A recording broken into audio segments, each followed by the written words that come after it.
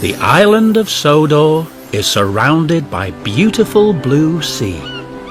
It has fields of green and sandy yellow beaches.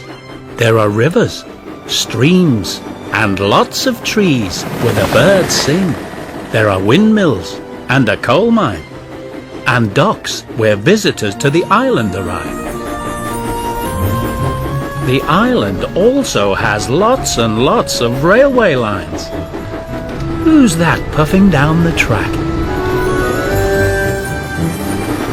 It's Thomas!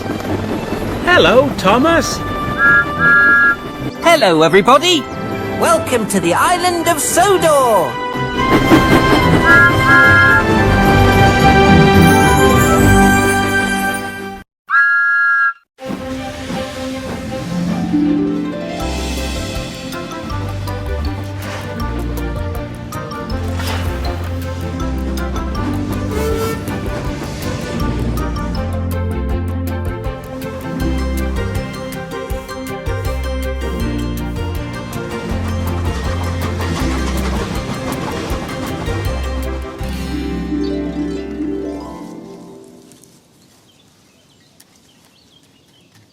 Oh, hello there. My name's Mr. Evans. Welcome to my station. I do all sorts of things around here. It's my job to make sure everything at the station runs just the way it should, without confusion or delay. But no matter how busy I am, I always find time to read a story about the adventures of my good friend Thomas. And it's about that time now. Would you like to hear the story too? That's great. I'll tell you what, I'll meet you in my office. See you there. Oh, you got here before me. Well, on my way here, I bumped into the greengrocer, and she gave me all these amazing vegetables, look. Now, I don't think I'll be able to eat all these today. But these runner beans remind me of a story all about beans. And this story is called Thomas and the Beanstalk.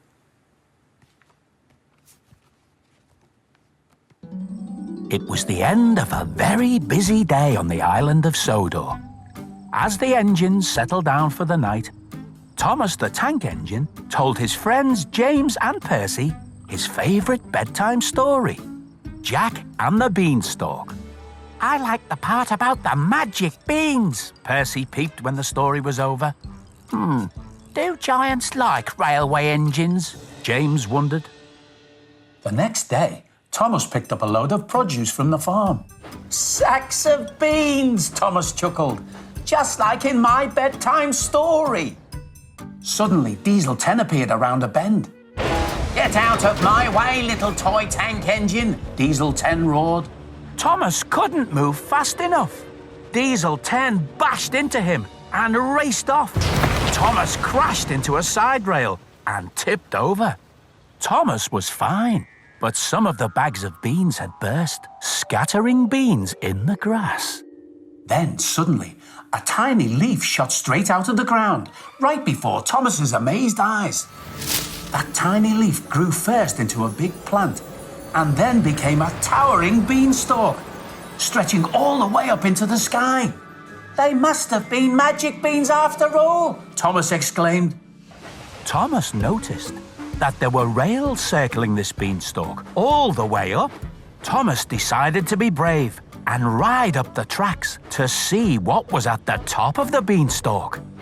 Around and around he climbed and climbed, and then he climbed some more. It seemed like the beanstalk went on forever. Finally, Thomas reached the top. He could hardly believe his eyes. There, up above the clouds, Thomas found a giant magical world. Everything made Thomas feel like he was the size of a child's toy engine. Thomas went to explore. He followed the smaller set of tracks into a castle courtyard. Here, the buildings, trees and railroad signs were exactly the same size as everything on Sodor. Thomas looked up and around at the castle with its impossibly high gates and turrets. Why is everything else so big? He wondered aloud. Suddenly, the ground beneath him began to shake, and a giant foot landed in front of him. Thomas looked up and saw that the foot was attached to a man. He towered over the entire courtyard. He was a giant, just like the giant from Thomas's bedtime story. Thomas didn't know what to do. He had never seen anyone this big before. Before he could make a move, he heard a little voice. "Quick, over here!" Thomas turned and saw a gleaming gold steam engine on the track ahead of him. He rolled towards her, but before he could speak to her, the giant reached down with his enormous hand and picked the little engine up and put her down on another track. To Thomas's surprise, the giant kept his hand on the gold engine, pushing her back and forth on the track. All the while he made peeps and whistles in his booming voice. The giant was playing with the little engine. He thought she was a toy.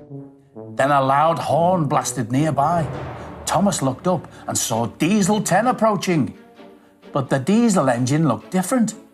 He was enormous too, big enough for the giant to ride in. The giant left the gold engine and walked over to the huge diesel. Thomas hurried over to the gold engine. "What's this place?" Thomas asked her. "I don't really know," the gold engine replied. "All I do know is that I want to go home." She told Thomas that she had been taken away from her home, where she was a very special engine. "I run on gold and coal," she said, "but here I'm just the giant's favorite toy." Thomas wanted to help the gold engine. "I don't know how to get to your home from here, but I can take you back to mine," he said. Thomas told her about the island of Sodor, where everything was the right size for them. "You would be safe and happy there," he said. "I climbed up a giant beanstalk to get here," Thomas said. "It's this way." Thomas headed toward the courtyard gate, but after a few feet, he slowed and stopped. He was out of coal. "I must have used it all climbing the beanstalk," he cried. "Take some of my coal," the gold engine told him. "Quickly, I think I have just enough to get us both out of here." With the special gold coal in his hopper, Thomas was full steam again, and he felt magical. He raced toward the gate with the golden engine close behind. At that moment, the giant made a loud sniffing noise. "I smell steam," he said. He turned and saw the two little engines trying to get away. His thunderous voice boomed. "Fee, fi, fo, fum. I see two engines on the run. If they're toys or if they're real, I'll now have two engines to steal." The giant chased after Thomas and the gold engine. Giant Diesel 10 followed, wanting to help the giant catch his favorite toys. Thomas sped up. If they could just get back to Sodor, everything would be all right. He knew it. Thomas and the gold engine barreled down, down, down the tracks, spinning around and around the beanstalk. "We made it! We're on Sodor!" Thomas cried as they reached the bottom. But when the two engines looked up, they were shocked to see that the giant was coming down the beanstalk after them. "Oh no!" Thomas exclaimed. Sodor was full of little engines. The giant would take them all for his toys. Thomas did the only thing he could think of. He backed up and bashed into the beanstalk. With all his might, he saw his friends James and Percy in the distance. He called for them to help.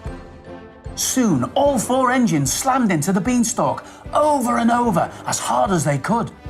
Finally, it looked like it was about to fall. Thomas closed his eyes, bracing for the crash. Thud! Thomas opened his eyes and saw two rescue engines pulling him upright. Percy and James were still there, but the little gold engine was gone. "What happened?" Thomas asked. "Where's the beanstalk?" "What beanstalk?" Percy asked. "We came when we heard about your crash with Diesel 10. Thomas told his friends about everything that had happened, about the beanstalk, the magical world above the clouds, the giant and special gold engine. It seemed so real. But it must have been a dream. "Thomas, look," Percy said. Thomas's driver was holding up a single piece of gold-coloured coal he'd found in Thomas's hopper. The driver looked puzzled.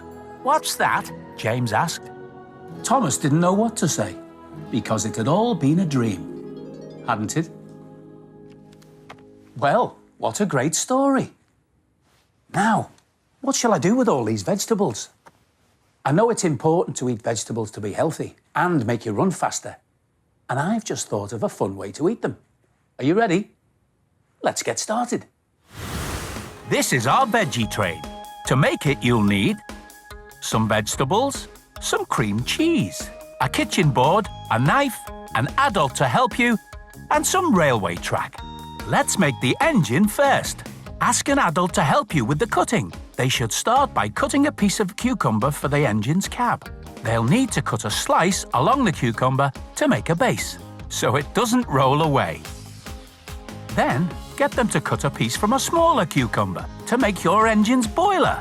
Don't forget, they'll need to cut a slice from one side, like they did before. Now they need to cut a piece of string bean to make the funnel. Then they should cut a hole in the engine's boiler for the funnel to fit into.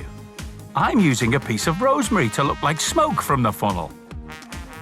Next, they should cut a shape from a piece of pepper to make the roof of the engine's cab. Then, ask them to cut some slices of carrot to make the wheels. You can use the cream cheese to attach the wheels to your engine. My engine has 6 wheels, just like Thomas. Now, let's make some trucks for our engine. Ask the adult to cut a piece from a small pepper. Take out the seeds and then make 4 wheels from a carrot. You can stick them on using the cream cheese. Use the cheese to fill the truck. Sprinkle some rosemary on top. Let's make another truck. Ask the adult to cut a piece of cucumber and take out the inside. Then, cut some pepper into small strips, a bit like logs, and stack them in the cucumber. You'll need 4 carrot wheels, which you can stick on with the cream cheese. Our veggie train is looking great! Now all we need are some railway signals. I'm using a radish, some cucumber and a pepper. Make a base for your signals out of carrot. And attach to the signals with cocktail sticks. And now you're done. Toot toot! Full steam ahead, veggie train! See you next time!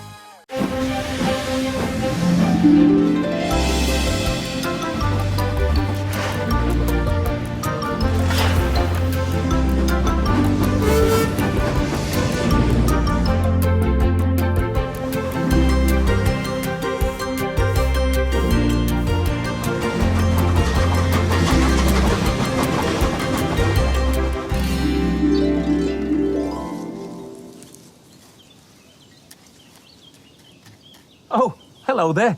My name's Mr. Evans. Welcome to my station. I do all sorts of things around here. It's my job to make sure everything at the station runs just the way it should, without confusion or delay. But no matter how busy I am, I always find time to read a story about the adventures of my good friend Thomas. And it's about that time now. Would you like to hear the story too? That's great. I'll tell you what, I'll meet you in my office. See you there.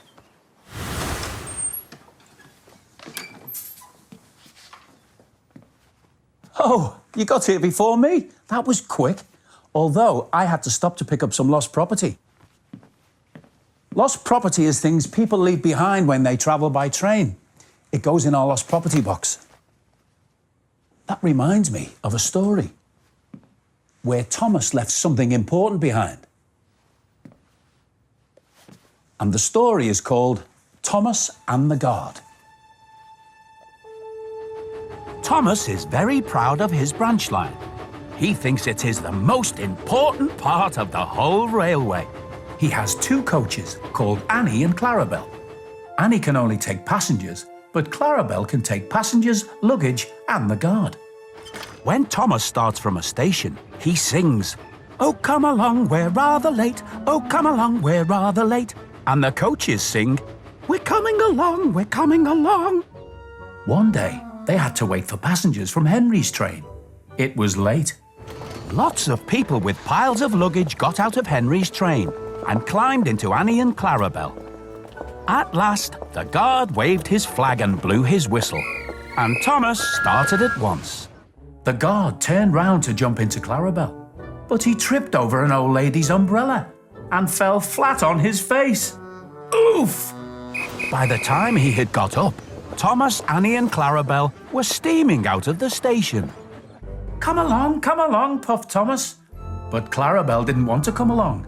"I've lost my guard, I've lost my guard," she sobbed. Annie tried to tell Thomas, "We haven't a guard, we haven't a guard." But he was hurrying and wouldn't listen. Thomas didn't stop until they came to a signal. "What's the matter?" said Thomas. "I don't know," said his driver. "The guard will tell us in a minute."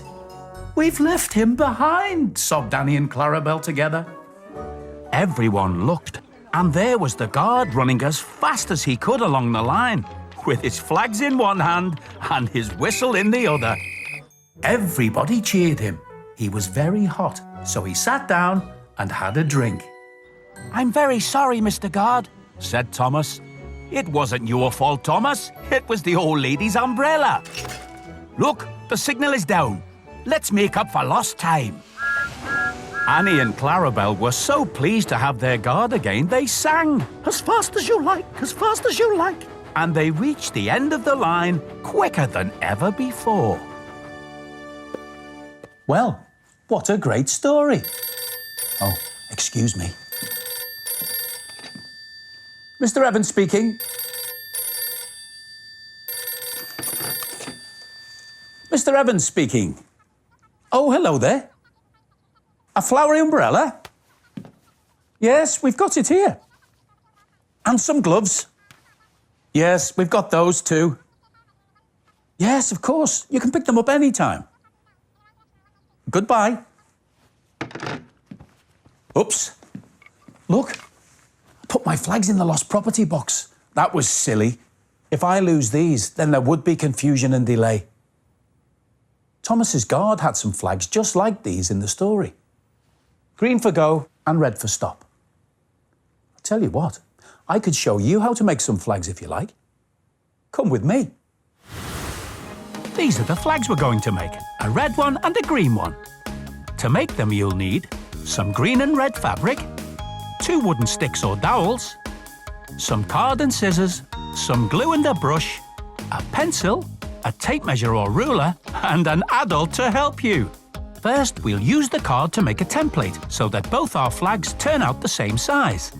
I'm measuring a rectangle that's 10 inches by 12 inches, but you can make it any size you want. Ask an adult to cut out the template, then put it on top of the fabric and draw around it, to leave a pencil line. Then have an adult cut out the fabric. You can see I'm leaving a bit of space outside the line when I cut. You'll see why in a minute. The adult should cut around the fabric on 3 sides, but leave the 4th edge. This is where the wooden stick will go. Next, we brush fabric glue around the edges of the line. You'll need quite a bit of glue to do this. Now, we carefully fold over the edges of the fabric at the pencil line. That way, both flags will be the same size, and the edges will be nice and tidy. Then, spread glue along the 4th edge. Place the wooden stick on the line, fold the fabric over it, and stick everything down. Make the green flag the same way. And remember, green for go and red for stop. See you next time!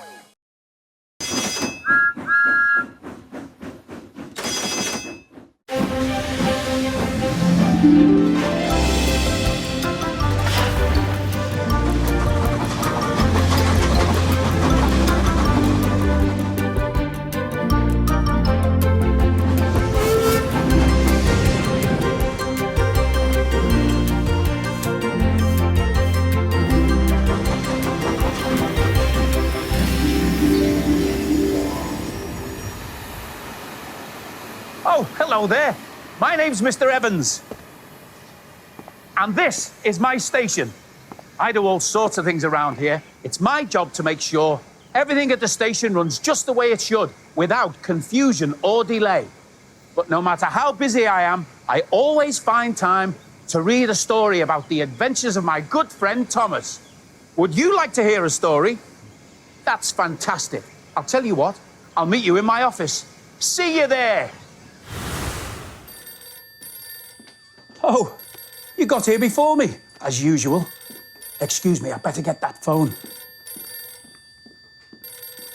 Hello, Mr. Evans speaking.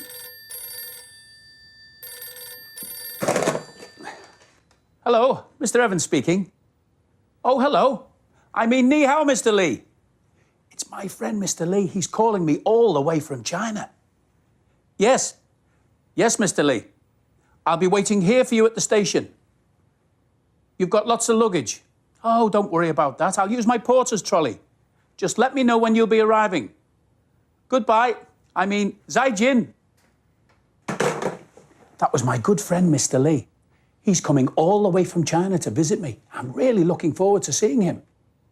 In today's story, Thomas goes to China. He also goes to Africa and South America. And, well, let's find out, shall we? Today's story is called Big World, Big Adventures. It was a sunny day on the island of Sodor. Thomas the Tank Engine was excited to meet a race car named Ace. He was in a round-the-world rally, speeding through 5 continents. "I've always wanted to see the world," Thomas peeped. "You should do it," replied Ace. "You could be the first railway engine to go all the way around the world." The next day, Thomas and Ace set sail for the first continent, Africa. After that, they would go on to South America, North America, Asia, and finally back to Sodor through Europe. When they arrived in Africa, Ace left without Thomas. He sped to a city called Dar es Salaam in Tanzania. But Thomas had to stick to the rails. A yard manager gave Thomas lots of trucks to deliver to the faraway city. The little engine set off all by himself. It was hard work pulling the trucks up the big hills. Luckily, Thomas met an engine named Nia, who offered to help.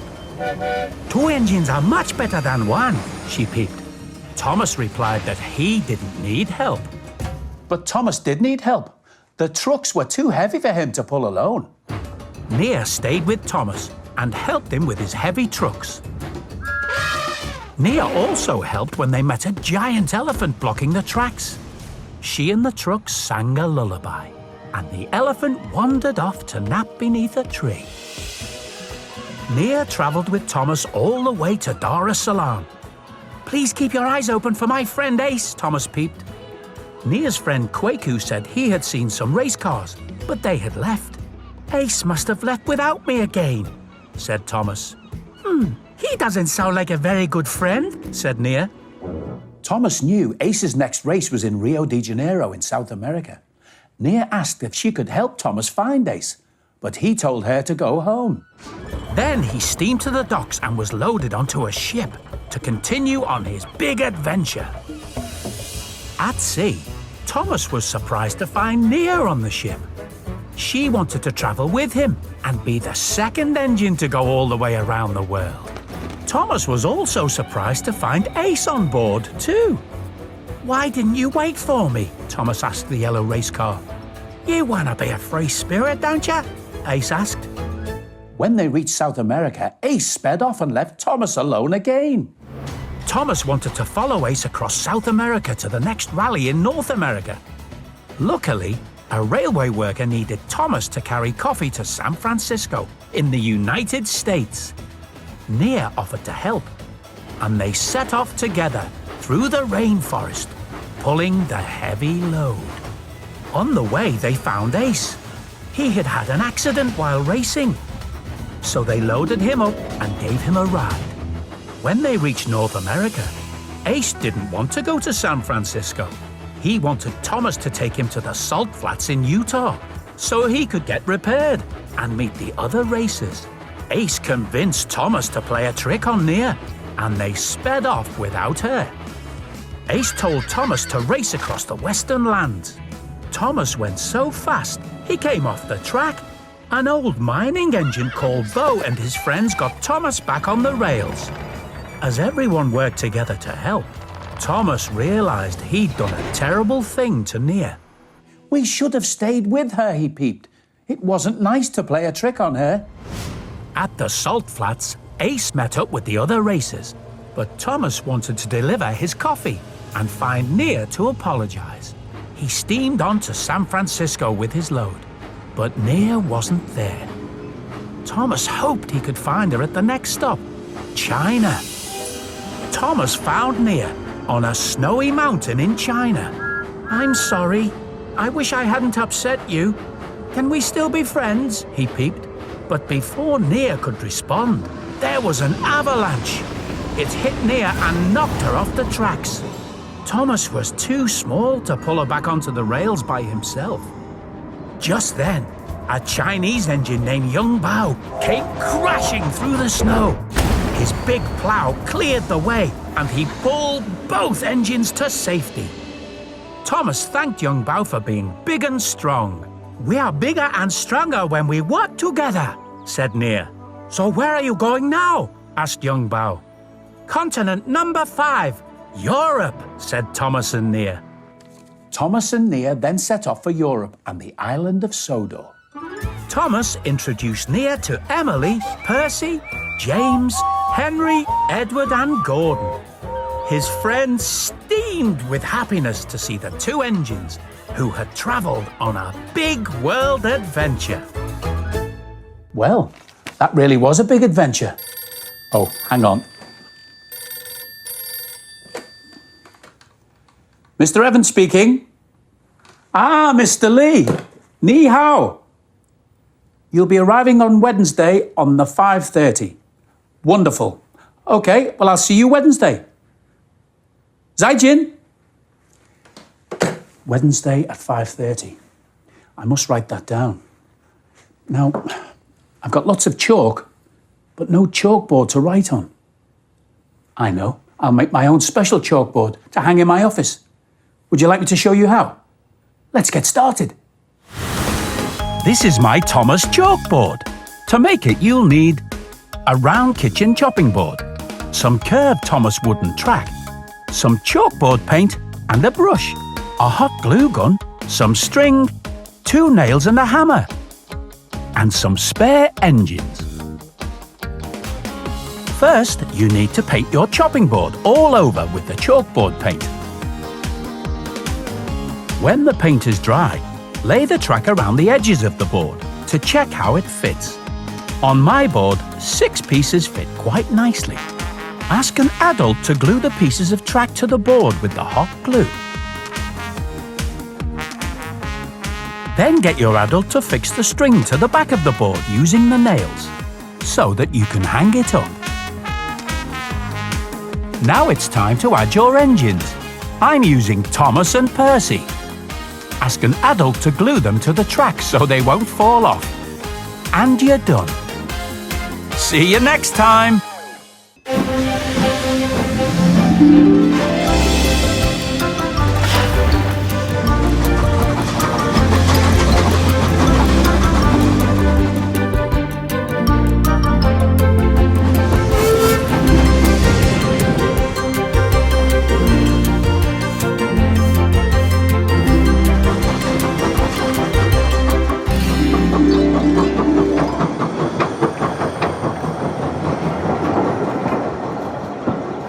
Oh, hello there.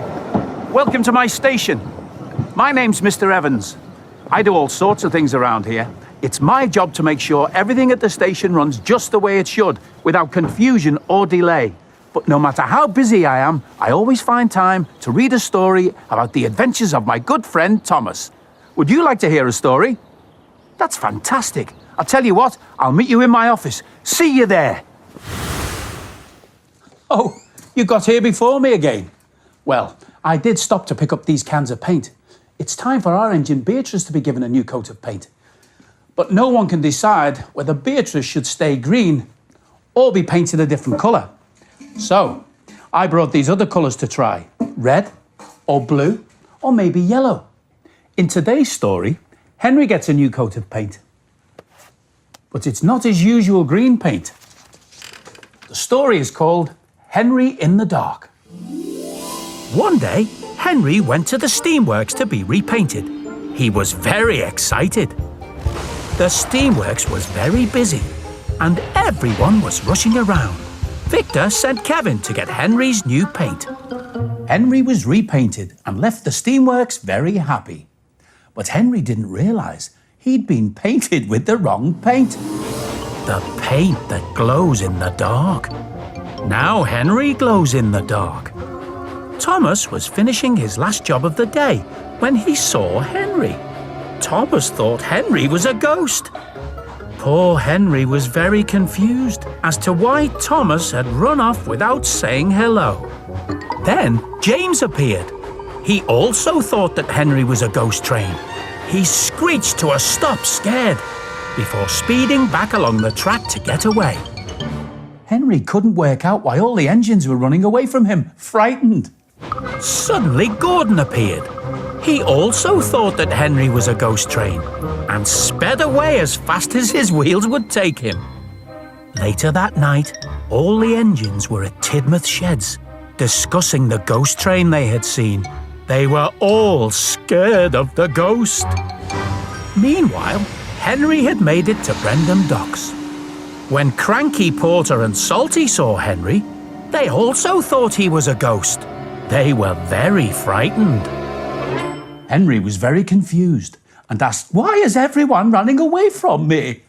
Hearing Henry's voice, Salty and Porter realised that the ghost train was Henry. They asked Henry why he was glowing, and they showed him his reflection in a sheet of steel. Henry laughed. "Oh, wow, I must have been painted with the wrong paint. That's why everyone was running away from me. They must have thought I was a ghost train." Back at the sheds, the Fat Controller was talking to the other engines, who all refused to leave. "You silly engines! I'm telling you, there's no such thing as a ghost engine," he said. Suddenly, Henry arrived, and the Fat Controller screamed when he saw him. "It's only me," said Henry. All the engines were very shocked to find out that Henry was the ghost train. The Fat Controller laughed when he realised what had happened. He told Henry he'd have to be repainted in the morning. "Yes, sir, I will, sir," said Henry cheerfully. Well, what a great story. Oh, excuse me. Mr. Evans speaking. Mr. Evans speaking. Oh, hello, Mr. White. Yes, I've got the paint. I got 4 different colours to try. What's that? Oh, you've decided you want to stick with the green after all. No, I think you're absolutely right. Okay, I'll see you later. Bye. So Beatrice is going to stay green, but not glow in the dark green like Henry. That would give us a scare. I'll tell you what, why don't we make some glitter and glow dough? We could even make it green like Henry. Are you ready? Let's get started. Here's our glitter and glow dough, cut into engine shapes. To make them, you'll need a kitchen board, a mixing bowl and spoon, a rolling pin, some flour, some cream of tartar, some salt and some vegetable oil, some water, some green glitter and green food colouring, and an engine-shaped shape cutter. Start by adding 2 cups of flour and 1/8 of a cup of cream of tartar. Give everything a stir. Then add 1 cup of salt, 1/8 of a cup of vegetable oil, and 50 millilitres of water. Mix all the ingredients together. When everything's mixed together really well, you can add the green food colouring and lots of green glitter. Stir everything together with your spoon. Now it's time to use your hands to knead the mixture into a sparkly dough. Next, you need to roll out your dough with the rolling pin. But don't make it too thin. Now you can use your shape cutter to cut out your engines. peel away the spare dough, and you're done. But remember not to eat them. I've also made 3 red engines like James, and 3 blue engines like Thomas. How many will you make? See you soon!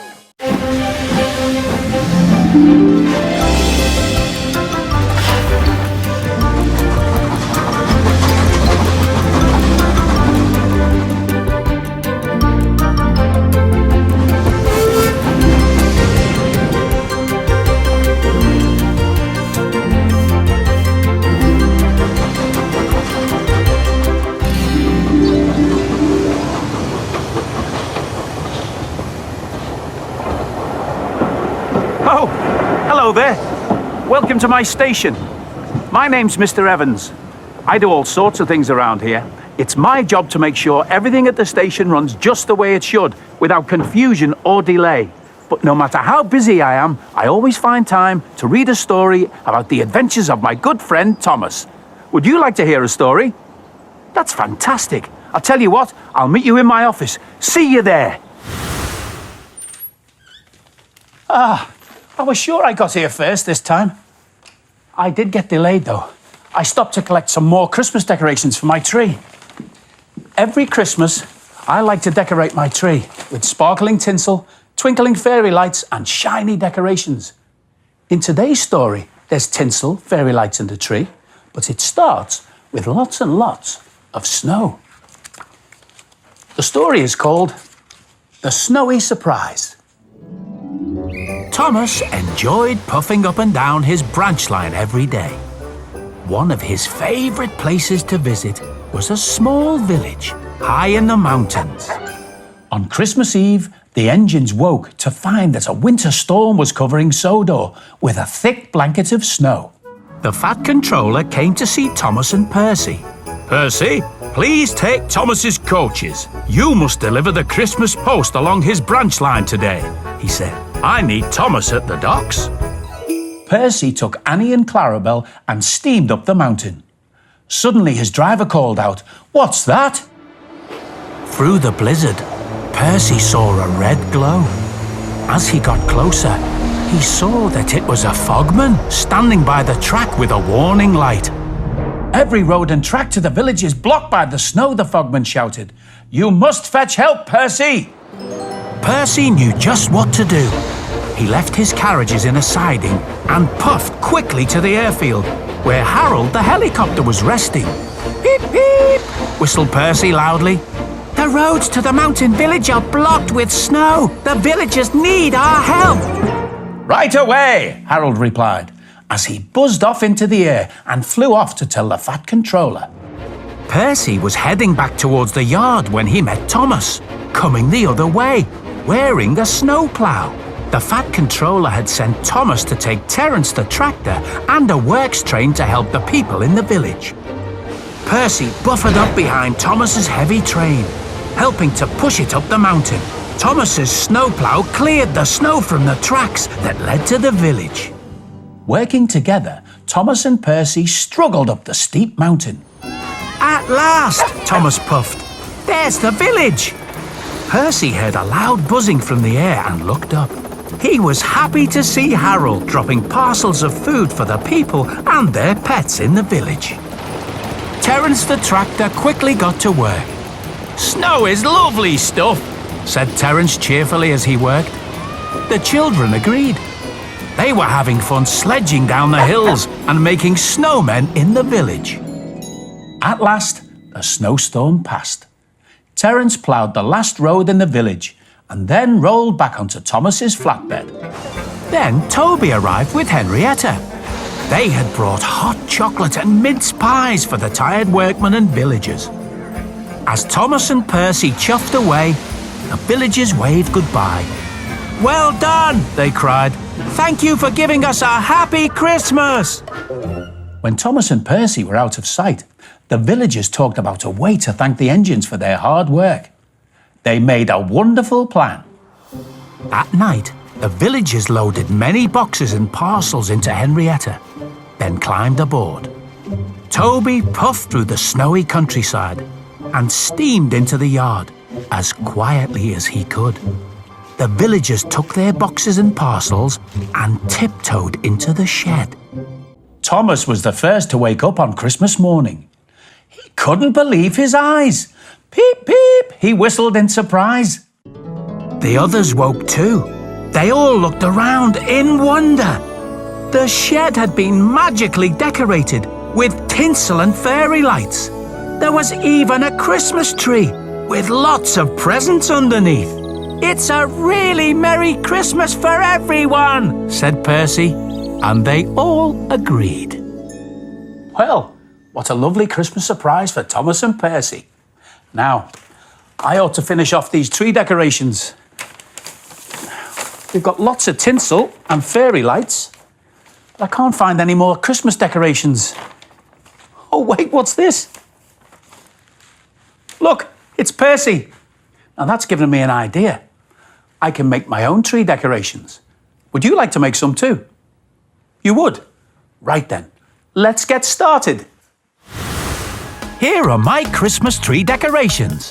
To make them, you'll need 2 pieces of glittery card and some green paper, a storage jar lid, some coloured string, some twigs, some scissors, a pencil and a hot glue gun, some spare mini engines, and an adult to help you with the cutting and gluing.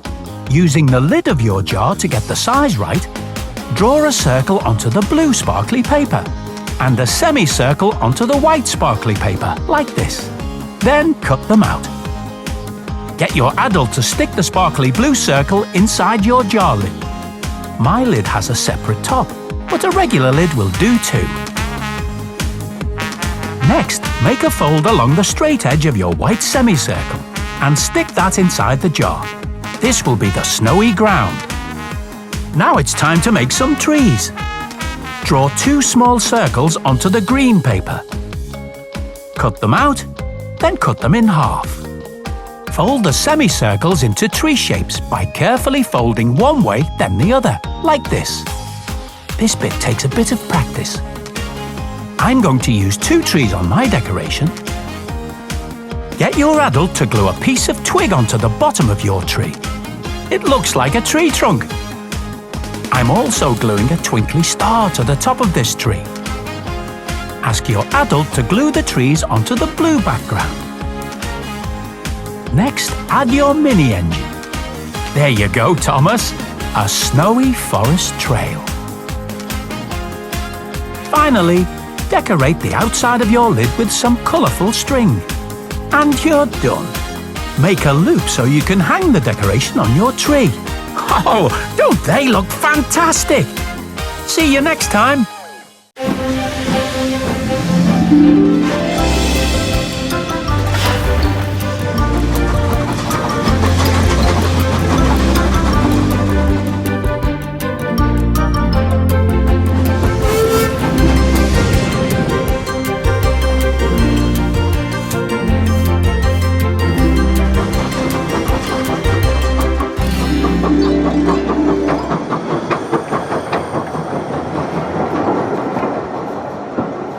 Oh, hello there.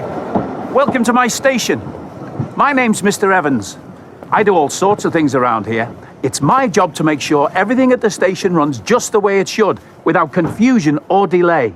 But no matter how busy I am, I always find time to read a story about the adventures of my good friend Thomas. Would you like to hear a story? That's fantastic. I'll tell you what, I'll meet you in my office. See you there. Hey, I ran all the way and you still got here before me. Although I just met Mr. Stamp, the postman. He gave me all these letters. I think that slowed me down a bit. I always put the post under this stone paperweight until I get a chance to read it. That stops it blowing away when I come racing in. I know someone else who likes to race. That's right, Thomas. And in today's story, Thomas goes to a very important race on the mainland. The story is called The Great Race. One sunny day on the island of Sodor, Thomas the Tank Engine met Gordon's brother. They call him the Flying Scotsman, Gordon said. Gordon's brother was going to the great railway show on the mainland. That's where engines compete to see who's the fastest and strongest, he explained. Thomas really wanted to go too. Thomas asked the Fat Controller about streamlining an engine from Sodor so it could compete and win at the show. The Fat Controller loved the idea. We'll streamline Gordon to make him faster than ever. But Gordon was not the engine Thomas had in mind. The next day, engines from all over the world arrived on Sodor. "Where are you going?" the dock manager asked. "The Great Railway Show," puffed one engine. "That'll be on the mainland," the manager replied. The engines hurried back to the ferry. In her rush, a brightly painted engine named Ashima bumped into Thomas. "Whoa!" he peeped as he teetered over the water. Ashima and the dock workers pulled him back from danger. Ashima apologized and asked Thomas how she might get to the mainland. "Why should she go to the Great Railway Show?" Thomas puffed to his carriages. "She's beautifully painted," Clarabelle said. "Any engine can get painted," Thomas puffed. And that gave Thomas another idea. At the steamworks, Thomas asked Victor to repaint him. "I was thinking maybe lightning bolts and racing stripes," he said. When the Fat Controller stopped by to check on Gordon's streamlining, he liked the idea, but not for Thomas. Later that day, Thomas saw Ashima. She didn't understand why Thomas wanted to be repainted. "You can only be you," she said. "Every engine is useful and has a job to do." Ashima asked Thomas if he was good at shunting and sorting trucks. That gave Thomas his best idea yet. "I'll show the Fat Controller what I do best." But poor Thomas had an accident shunting, so Percy was sent to compete in the shunting challenge. On the day of the Great Railway Show, the Sodor engines were ready to go. Gordon had been painted and streamlined. His new nameplate said, "The Shooting Star." Later, Victor realized that Gordon's safety valve hadn't been reinstalled after his streamlining. Without it, he could overheat. Thomas rushed the valve to the Great Railway Show, but the race was starting. Green flags waved and the engines took off. Gordon raced along. Suddenly, his face turned red. Steam hissed from inside his streamlining. Then his boiler burst. He sputtered to a stop in a cloud of steam. The other engines sped on. Meanwhile, over at the shunting challenge, Percy was scared, so he asked Thomas to enter the race in his place. Thomas agreed. Thomas chuffed through round after round, pulling tankers and flatbeds into line. He beat big engines from many countries. In the end, only Thomas and Ashima were left. And then the final challenge began. The two engines steamed back and forth, buffering boxcars into place. The sidings were full. It was a race to the finish. But Thomas saw an overturned truck on Ashima's track and rushed to push it aside. Ashima raced to victory. "You let me win," Ashima said to Thomas. "It wouldn't have been fair anyway," Thomas peeped. "Your track was blocked." At the awards ceremony, the judges had a surprise. "We would like to declare two winners in the shunting challenge. Ashima wins for being fastest. Thomas wins for helping his competitor." The Fat Controller was very proud of Thomas for being really useful and a truly good sport. "He was just being Thomas, sir," Percy peeped.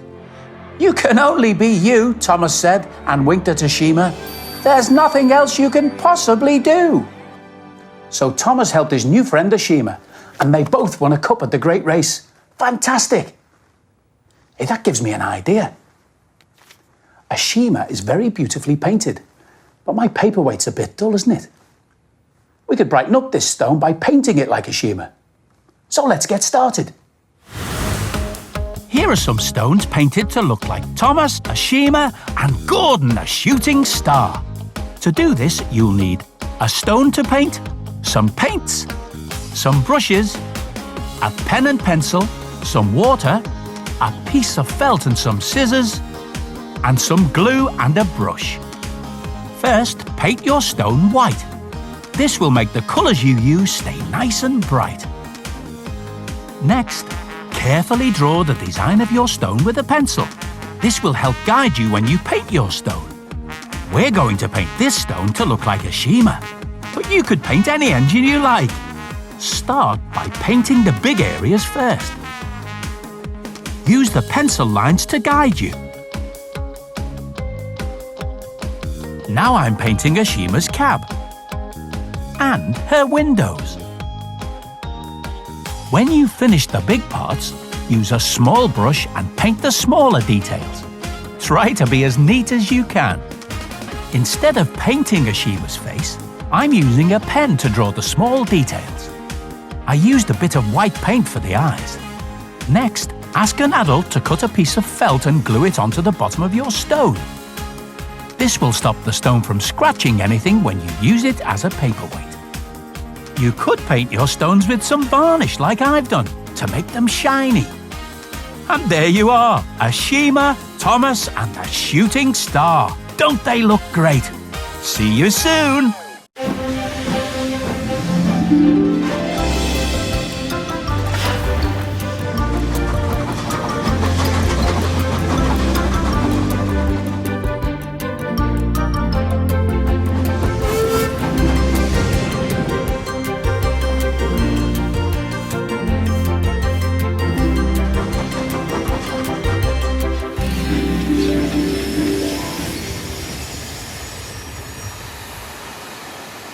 Oh, hello there. My name's Mr. Evans. And this is my station. I do all sorts of things around here. It's my job to make sure everything at the station runs just the way it should, without confusion or delay. But no matter how busy I am, I always find time to read a story about the adventures of my good friend Thomas. Would you like to hear a story? That's fantastic. I'll tell you what, I'll meet you in my office. See you there. Oh, hello again. Either I'm getting slower or you're getting faster. No, I'm definitely slower today. Jolly useful things, watches and clocks. You can use them to see if you're running on time or running late. In today's story, Thomas is worried he won't be on time to meet someone very important on a very special trip. The story is called A Visit to London. Thomas the Tank Engine and Henry, Gordon and Edward were all shiny and polished. Their drivers wanted them to look their best. The Fat Controller was going to choose one of them to do a very special job. The Fat Controller inspected each engine. Finally, he announced, Thomas, I choose you to take me and Lady Hat to London to meet the Queen. We must get to Big Ben at 4 o'clock for the start of her birthday celebrations. None of the engines were sure who Big Ben was, but Thomas shivered with excitement. He would be meeting the Queen and going to London, the biggest city in the land. The next morning, Thomas was cobbled up to Annie, who carried the Fat Controller and Lady Hat. They chugged off to Brendam Docks, where Cranky was waiting to put them on the ferry to the mainland. On the mainland, Thomas puffed through the countryside. Mustn't be late, Thomas puffed.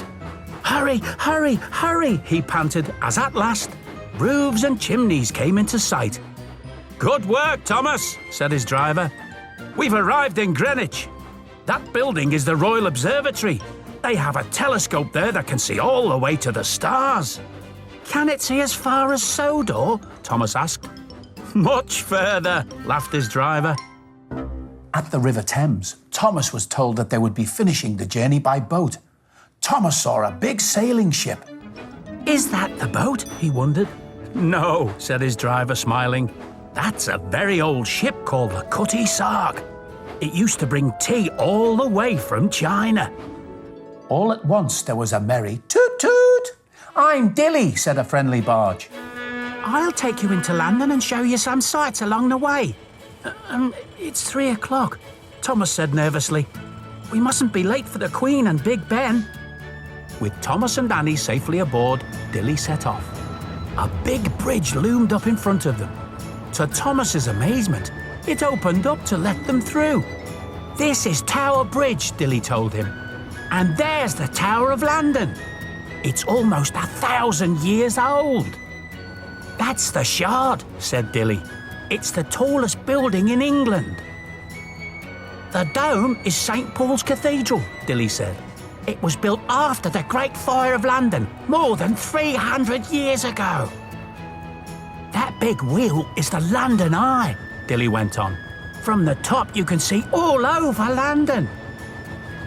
These are the Houses of Parliament, Dilly explained. This is where laws are made. And there's the Elizabeth Tower with its huge bell, Big Ben. Suddenly there was a loud bong, bong, bong, bong. 4 o'clock, said Dilly. We're right on time. So that's Big Ben, laughed Thomas, looking up at the big clock. As Dilly pulled up at Westminster, the royal party came out onto the terrace. The Queen thanked the Fat Controller for running such a fine railway. I couldn't do it without Thomas and the other really useful engines, replied the Fat Controller. Thomas beamed from buffer to buffer. That evening, as Thomas, Annie and Dilly rested on the Thames, brilliant fireworks lit up the sky. Crackle, whoosh, boom! Thomas couldn't wait to tell his friends on Sodor about Big Ben, meeting the Queen, and everything he'd seen in the biggest city in the land. Wow, what a great adventure! Thomas saw lots of amazing sights. He wasn't late to meet the Queen, and he found out that Big Ben isn't a person. It's a famous bell that lives in a very tall clock tower. And that's given me an idea. Let's make a tall tower with a clock face just like the one Big Ben lives in. Are you ready? Let's get started. We're going to make a collage of Big Ben's tower and clock. It's also a calendar. To make it, you'll need lots of pieces of paper and card that you've recycled. Some string, some card for the background and frame, some scissors, some glue and a brush. Oh, and a stick-on calendar. Start with some blue paper for a blue sky background. Draw the shape of some city rooftops onto black paper. Get an adult to help you cut out the shape. Then glue it to your sky background. Now we'll make the tower. Get an adult to cut out 3 rectangles like the ones here to make the tower shape. Then glue the shapes to the background. There's lots of gluing to do to make this collage. To give our tower some detail, I'm cutting strips of corrugated card. Glue them onto the rectangle shapes to use as texture on our collage. Now cut out a square from some gold card. This will be the gold detail around the clock face. Also cut out some shapes to make the tower's pointy roof. And glue them on. Make a round clock face and glue it to the middle of the gold square. Use a piece of card slightly bigger than your tower background as a frame for your collage. You can use any colour. Red works well behind the blue sky. Make 2 shapes for the hands of the clock. Get an adult to help you. And use a notice board pin to push the hands onto the clock face. That way they can move. For safety, glue a small piece of wood to cover the point of the pin.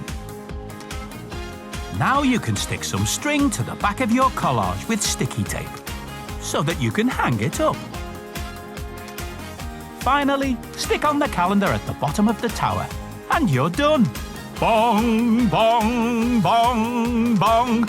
Time for me to go. See you soon.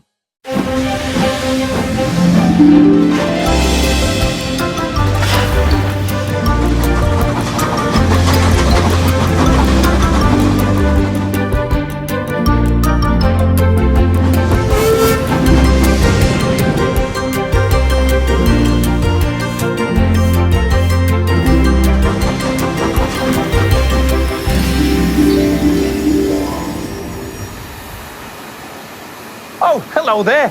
My name's Mr. Evans. And this is my station. I do all sorts of things around here. It's my job to make sure Everything at the station runs just the way it should, without confusion or delay.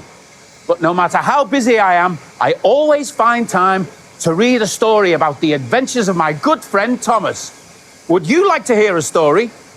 That's fantastic. I'll tell you what, I'll meet you in my office. See you there. Oh, I was sure I'd get here first this time. I went to get my picnic basket. Maybe that slowed me down. I've made myself a picnic because this afternoon I'm going on a trip. I'm visiting another railway, one I've never been to before. It's a long way, so I've brought plenty of sandwiches and a banana so I don't get hungry. I'll be travelling on a fast express train, like Gordon's Express. In today's story, Thomas goes on a long journey to somewhere he's never been before. And the story is called Journey Beyond Sodor. One sunny day on the island of Sodor, Henry ran into trouble in Vickerstown. A signal failed.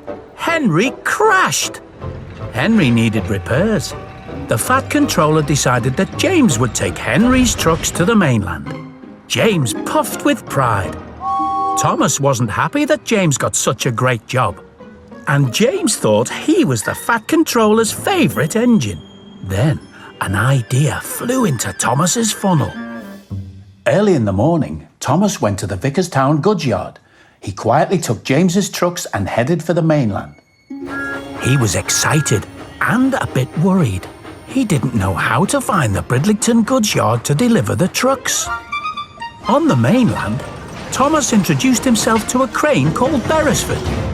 Thomas asked for directions, but Beresford couldn't help. Thomas rolled on his way. Later, Thomas found a strange engine yard filled with old machine parts. Hi-de-hi! Nice to meet you, tooted an engine named Lexi.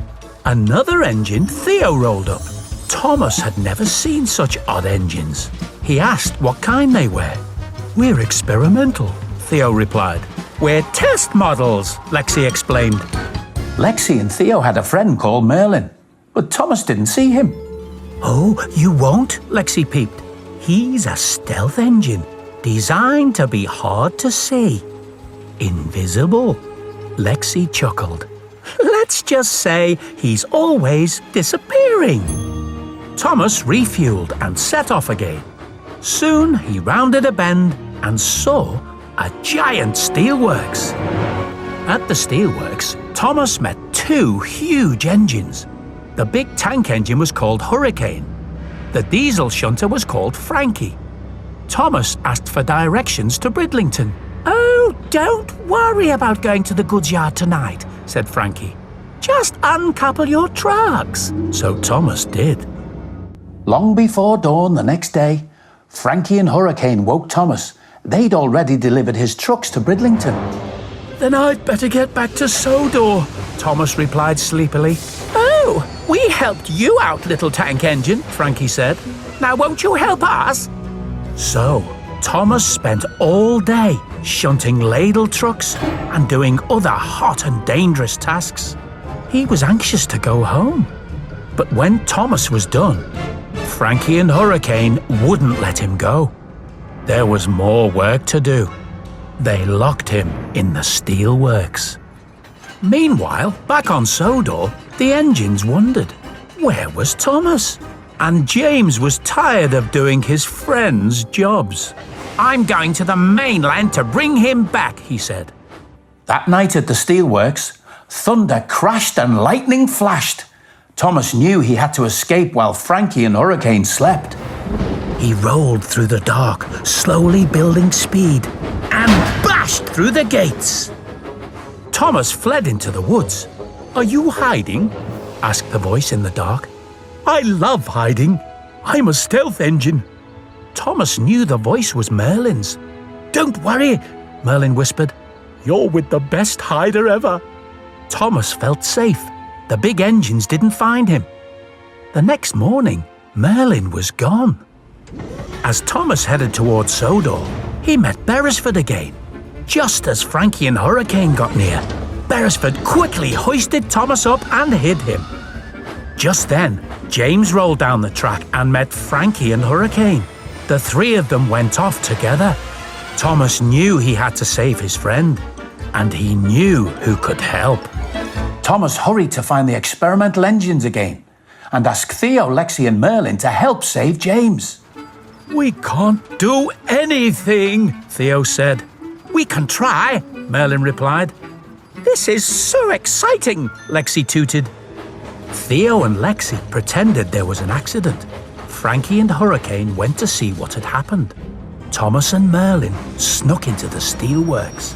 "James," Thomas peeped, "we have to go." "Oh, I'm ready," James puffed. "I don't like this work at all." Frankie and Hurricane returned. They chased Thomas and James back into the steelworks. Theo tried to help, but he crashed into a control panel. A giant magnet swung out and stuck to Thomas. It lifted him and carried him toward a glowing furnace. Theo hit the release button.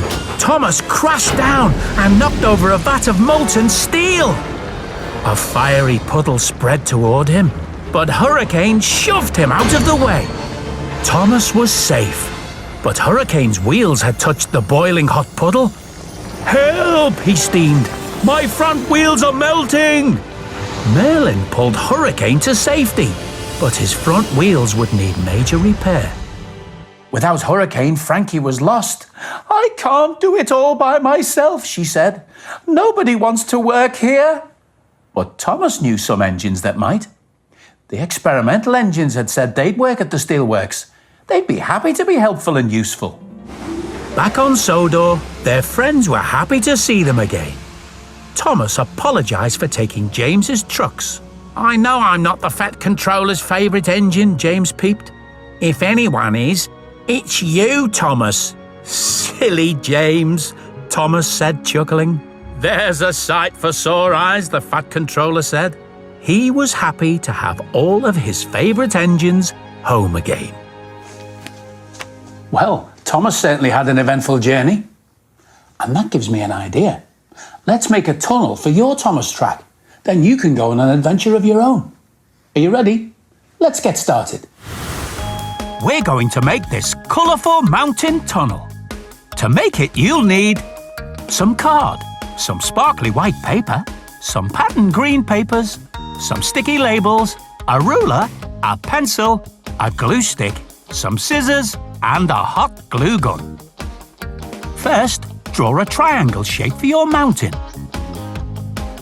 Get an adult to help you cut out the triangle. Then, draw a tunnel shape, big enough for your engine to go through. Now use this shape as a template to make the other side of your mountain, like this. Then ask your adult to cut out two rectangle shapes, like this.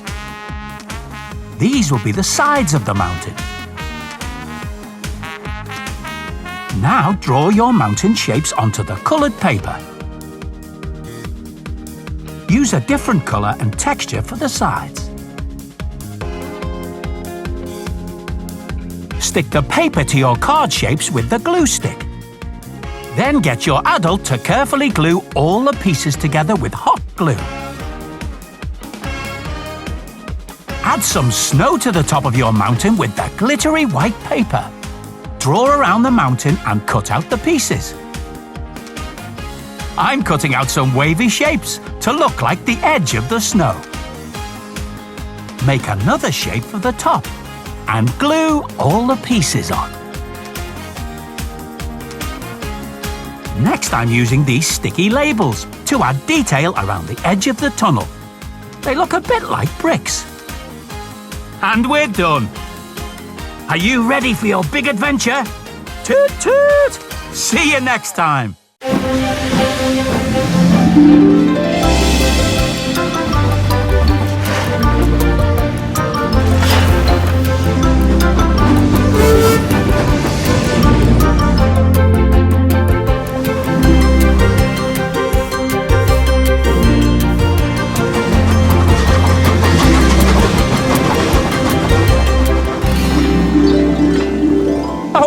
Hello there.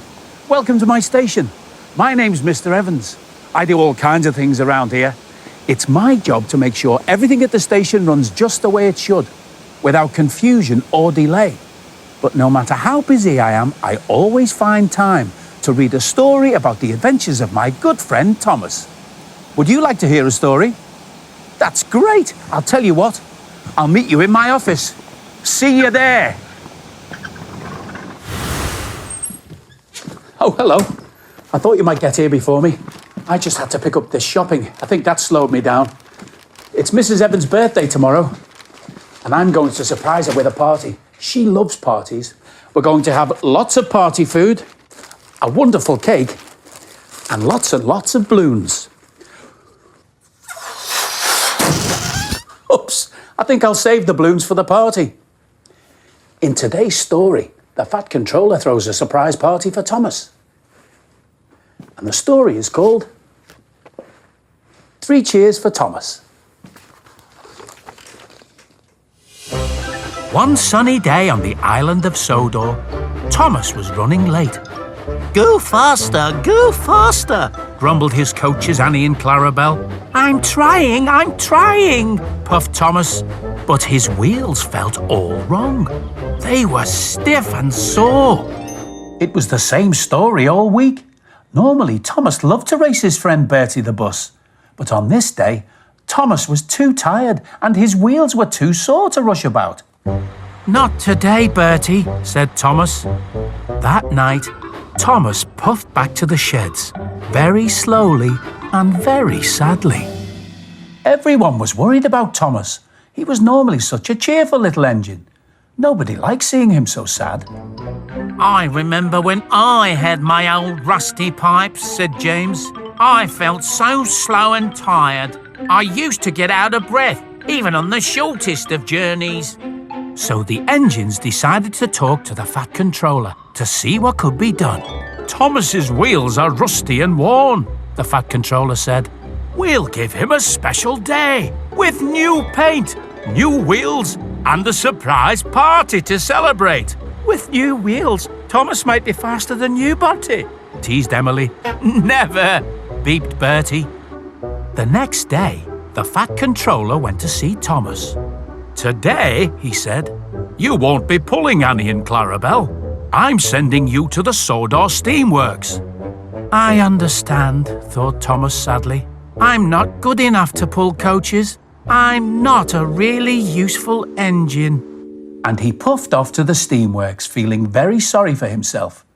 But at the steamworks, Thomas was given a smart new coat of paint. His dome was polished, his buffers were buffed, and he was given brand new shiny wheels.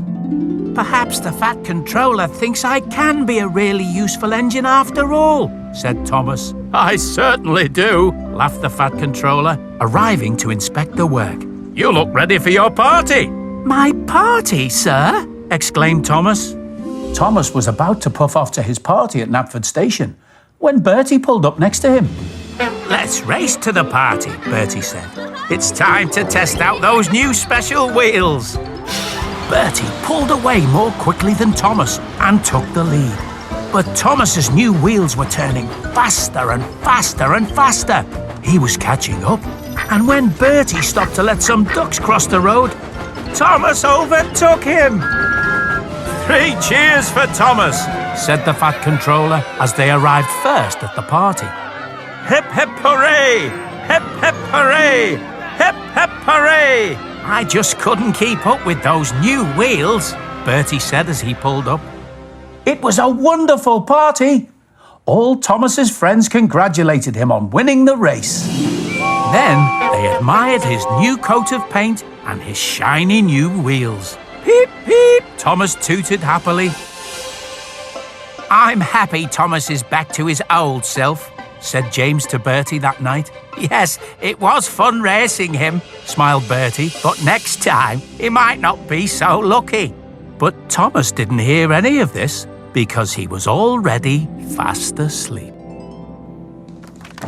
Well, what a lovely surprise for Thomas. Right, now I need to get on with Mrs. Evans' surprise party. I've decided to make a cake that looks like Thomas. Would you like me to show you how to make it? You would? Right then, let's get started. This is the cake I made for Mrs. Evans. To make it, you'll need some sponge cake, some blue, black red, grey and yellow icing, some squeezy icing gel, some buttercream, 6 round biscuits, a palette knife and a rolling pin. First, cut 2 shapes from the sponge to make Thomas's base. The palette knife will cut the sponge just fine, and it's safer because it's not sharp. Spread buttercream on the sponge to stick the pieces together. Cut another piece of sponge for Thomas's cab. I'm cutting out a piece to make his coal hopper. Use a Swiss roll for his boiler. Then stick these pieces to your cake with the buttercream. Cut smaller pieces to make Thomas's tanks and wheel arches. Now it's time to give Thomas his blue coat. Start by rolling out some blue icing.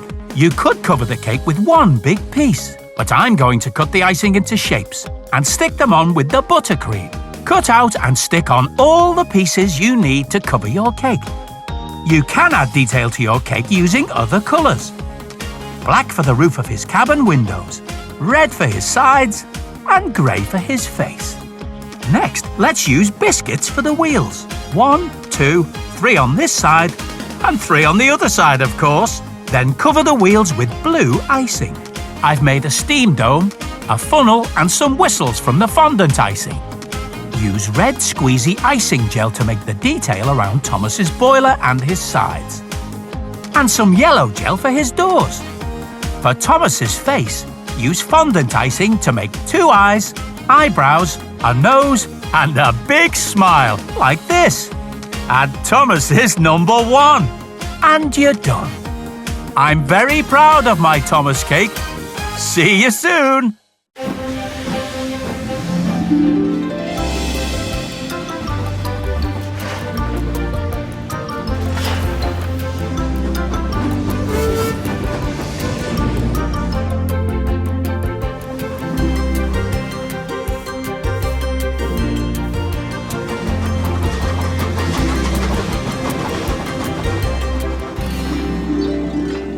Oh, hello there.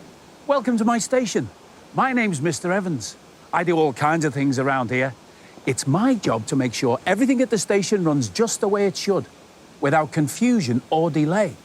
But no matter how busy I am, I always find time to read a story about the adventures of my good friend Thomas. Would you like to hear a story? That's great. I'll tell you what. I'll meet you in my office. See you there.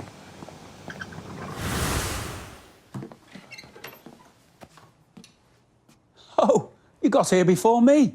I'll need to be a bit faster next time. That reminds me of a story where Thomas and James tried to be as fast as they could, and their racing caused all sorts of problems. And this story has a football in it. Oops, I think we'd better get on with the story. This story is called A Day at the Football. It was an exciting day on the island of Sodor. Sodor United was playing Barrow in the biggest football match of the year. The Fat Controller arrived at Tidmouth Sheds. I'm going to be the referee, he said proudly. Thomas and James, I want you to work as a team to get the fans to the football ground at Dryall. Sodor United fans loved Thomas because his blue paint matched Sodor's blue football kit perfectly. But when James arrived at Brendam Docks, the Barrow fans were all wearing bright red. They let out a huge cheer when they saw James. James proudly pulled into Dryall next to Thomas. Look, the Barrow fans are wearing red, puffed James. It's Reds playing Blues at the football today. Who do you think can take their fans to the game the fastest? Thomas asked. Let's have a race.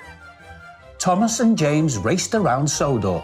Both engines wanted to win so much, they started to make mistakes. Thomas rushed through the station, leaving the Fat Controller on the platform. Thomas was supposed to take the Fat Controller to the game. And when James arrived at Brendam Docks, he was in such a hurry that he pulled away before the Barrow football team had climbed aboard. Thomas and James had no idea the trouble they had caused as they screeched to a stop at the pitch. The Fat Controller arrived with the Barrow football team. He was cross. You were meant to work together today, not against each other, he said. I'm giving you a yellow card as a warning. If you cause any more trouble, you will be given a red card, and you won't be allowed to watch the match. Thomas and James felt terrible. They had nearly ruined the biggest football match of the year. Suddenly the fans began booing. The trophy is missing, cried the Fat Controller. I don't know where I left it. James, if we work together, we can find the trophy and be back before the game is over, said Thomas. Thomas and James hurried all over the island, looking for the trophy, but it was nowhere to be found. Finally, James screeched into Kelsthorpe Station. He'd spotted the trophy on the platform. James raced as fast as he could back to Dryall. They arrived just in time to catch the end of the match. The fans all cheered the two engines who had saved the day. Well done, engines, cheered the Fat Controller. You make a great team.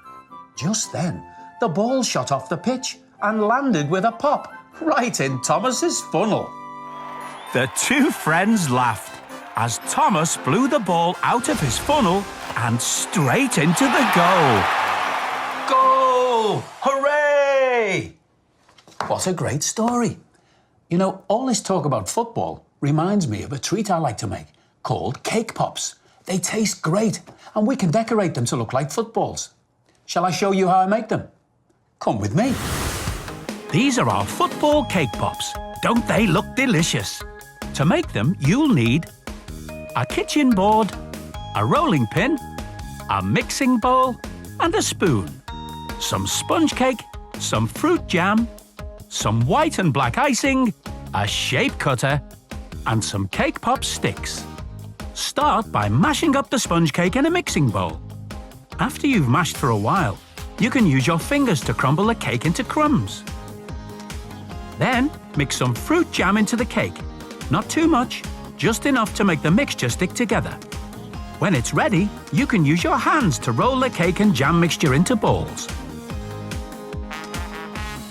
Next, we roll out some white and black icing and use the shape cutter to cut out the pals for our footballs. You'll need to make a lot of shapes. Then, push a pop stick into your cake ball so you can hold it better. And now you can begin carefully sticking the shapes onto the ball. The jam in the mixture helps the shapes to stick. This bit is fiddly but fun. Carry on adding the shapes to create the pattern of a football. Gently push the shapes into the cake and squish them together so that they look neat and tidy. And there you go! Football cake pops. Very smart and very tasty. See you next time!